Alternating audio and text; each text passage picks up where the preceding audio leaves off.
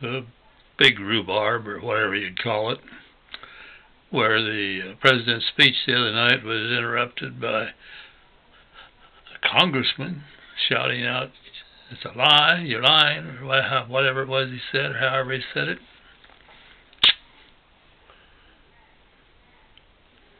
Boy, again, the respect. Evidently, if you're a black man and president, you're just not going to get as much respect as a white man who's president. Don't know just exactly how to view that whole situation. Except that, yeah, racial prejudice is pretty deep in a lot of people, whether they recognize it or don't recognize it. And it undoubtedly is a real shock to a number of old-timers like me. No, I'm not, but a number of old-timers like me are really shocked at the idea of a black man. Of course, he's as white as he is black, just as black as he is white. But a man with black blood is President of the United States. I guess if that's the way it is, you're more likely to be told you lie. Because everybody knows that black folks lie, you know. Sad, sad, sad. Stupid, stupid, stupid. But it's reality. Now, the issue that was being brought up, again, has to do with the Mexican people that come across the border.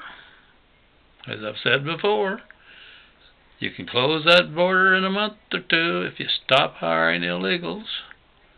If you're going to hire illegals, they're going to come.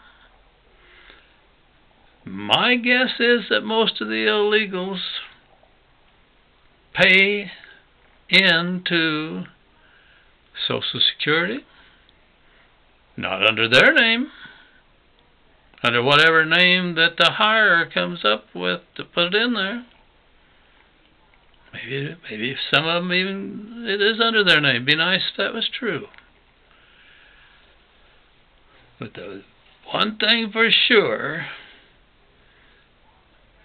everybody that comes across that border is coming to better their life, and by and large, somebody's going to be working, either each individual or the mother or the father, the older brother. They don't come up here to be freeloaders. They come up here because there are people hiring them.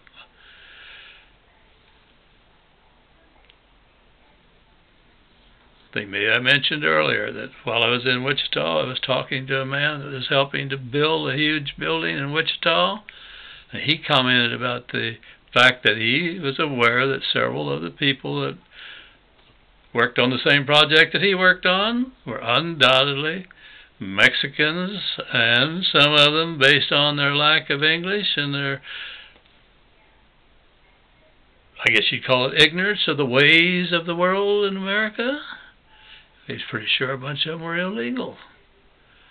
But why were they there? Because somebody could hire them and make money doing it, or maybe because they were very good workers. Yes, this gentleman commented that most of those Mexican men came to work and worked.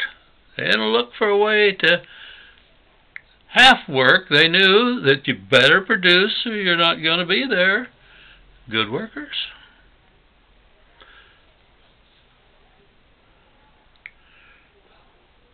You know, Obama's being stuck with the idea that maybe he's going to allow illegals to have medical.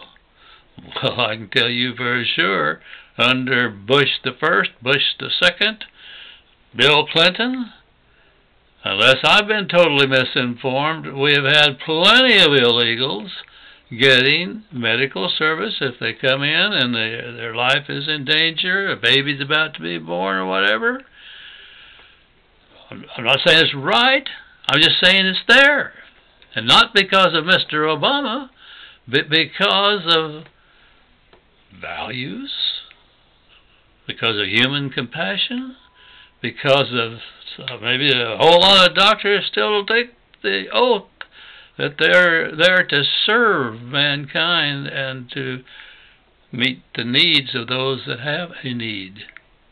Whatever. Of course, unless we undo what's been going on for at least 20 or 30 years, some illegals are going to get some medical service if, well, they're going to get it now, and it isn't going to change if a plan is adopted in keeping with what Mr. Obama and hundreds and thousands of others, what he thinks and what hundreds and thousands of others think, that, hey, our medical system needs to be fixed. We've got too much being spent, not enough health, not enough longevity,